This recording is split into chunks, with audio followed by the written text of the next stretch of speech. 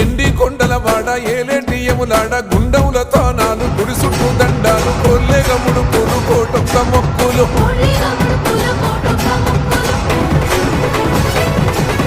మూడు కన్నుల వాడ శివుడో ముజ్జేగా లేలేటి బోల శంకరుడో అన్ని నువ్వే నట శివుడో లోకమంతా నువ్వే నట శివుడో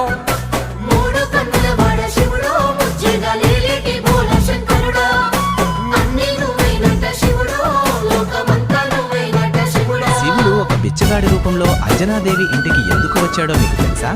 ఒకరోజు అంజనాదేవి సంతానం కోసం శివుడికి పూజలు చేస్తున్నప్పుడు బయట నుంచి ఒక బిచ్చగాడు తల్లి నాకు ఆకలిగా ఉంది, తినడానికి ఏమైనా ఉందా అని అడుగుతాడు.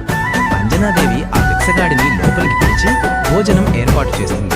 తర్వాత బిచ్చగాడితో బిచ్చగాడు